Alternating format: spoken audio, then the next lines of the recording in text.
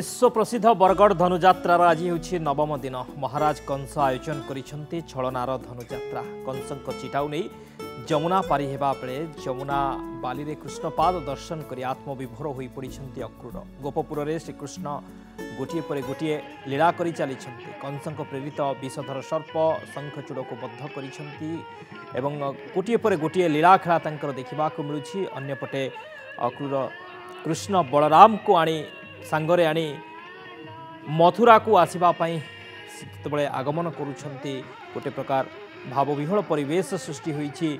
कृष्ण बलराम को विदाय देवार ए परिवेश तेरे यह आज प्रदर्शित होईछि बरगढ़ धनुजात्रा। आमको अधिक सूचना देउछंती बरगढ़ धनुजात्रारू आम रिपोर्टर हिमांशु नंद। आज विश्व प्रसिद्ध बरगढ़ धनुजात्रार नवम दिन एवं नवम दिनर दृश्य गुड़िक नियारा थिला गोपपुर रे। जी कौन दृश्य थिला आ वास्तविक आपणकर जो अभिनयटी एते जीवंत थिला लोक मानको शतप्रवृत्त भाव में कंदेई देइतिला कौन कहबे? आज मो अभिनय करी नाही जहाँ भी हेइची मो सांगरे सबु सेही भगवान का लीला तांकर आशीर्वाद रु ही हेइची। आ माँ यशोदा भूमिका अभिनय करिबा पाई मु निजको धन्य मने करुची, मु निजको सौभाग्यशाली मने करुची। आज अक्रूर आसिले, काली अक्रूर आसिले आ मोर शिशुपुत्र द्वय आसी मो सामना रे हट कले कि आमे मथुरा नगरी को जीवु धनुजात्रा देखिवा पाई। मु जेते बुझाइली मध्य मोर शिशुपुत्र द्वय मोर कथा मानिले नाही आ पुणी चली गले।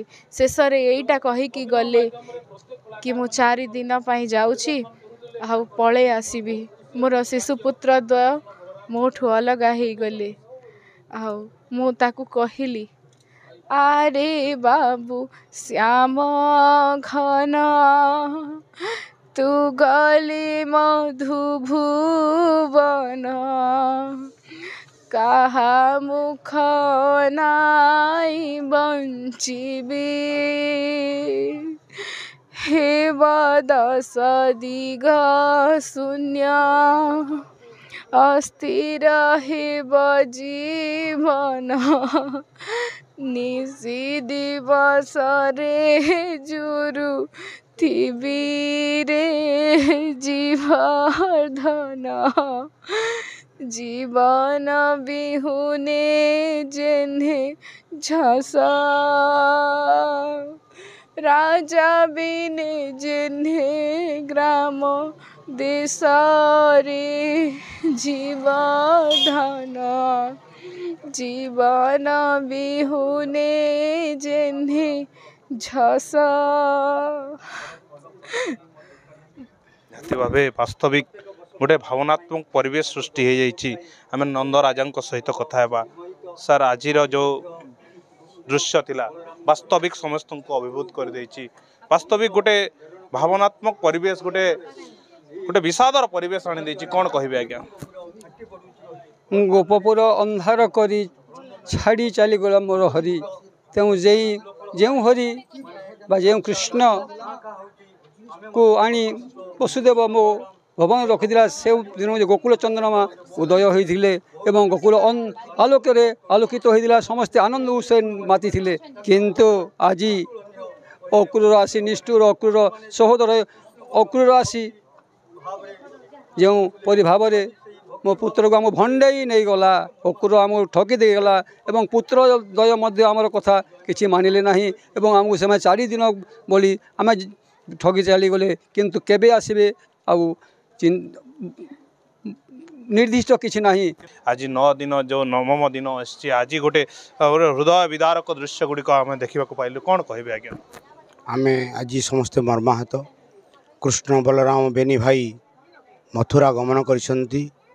स्तब्ध हो जाइछि से जमुनार कुलकुल नाद, स्तब्ध हो जाइछि से बंशी नाद, स्तब्ध हो जाइछि से गोपदाण्ड, स्तब्ध हो जाइछि समस्त कीट पतंग एवं स्तब्ध होइछि से कदम्ब गच्छर समस्त दृश्य एवं से पक्षी मानकर किलिकिला नाद आ शुभ नाई। आमे समस्ते मर्माहत। यहीपरि भाव में आमे वर्तमान अच्छु या विषय किसी आगे कहीपर ना। अकुहा वेदना को क्या कही पारु नाहांती वास्तविक गोटे मर्माहतर परिवेश कारण वर्तमान जदि कहवा जे आज जो दृश्य थिला ए दृश्य को लेकिन समस्ते हतोत्साह होती निराश हो जाती आज्ञा कौन कहे आपण देखु दीर्घ 11 दिन विश्व प्रसिद्ध धनुयात्रा आम गोपपुरवासी द्वापर जो फेरी आसीसु भगवान श्रीकृष्ण और बलराम को आम पाखरे पाए बहुत खुशी थिलु किंतु आज कृष्ण कंस मामू कृष्ण बलराम को कपट यात्रा कर निमंत्रण कर मथुरा को निमंत्रण कर भगवान श्रीकृष्ण और बलराम समस्त गोपपुरवासी को छाड़ी आम समस्त को दुखरे बसाई देकर से धनुयात्रा देखापी मथुरा चली एवं तांको अनुपस्थित आम समस्त गोपपुरवासी दुखरे म्रियमाण हो पड़ी समस्त गोपपुरवासी दुखरे बुड़ी जाइछु जमुना कूल जमुना नदी सुखी जाइछि बंद हो जाइछि एवं समस्त गोपपुरवासी आज बहुत दुखित अच्छु। वास्तविक नियारा दृश्य गुड़िक आज समस्त को आचंबित करथिबा सहित अनेक दुख आनी देथिला एवं यही दुखद मुहूर्त गुड़िक समस्ते मर्मे मर्मे अनुभव करने सहित मर्माहत होइचंती तेबे आजिर ए दृश्य को देखा जड़े कि दुई जन नुहे लक्षाधिक संख्यार गोपपुर लोकंकर भिड़ रही। बरगढ़ हिमांशु शेखर नंद नंदीघोष टीवी।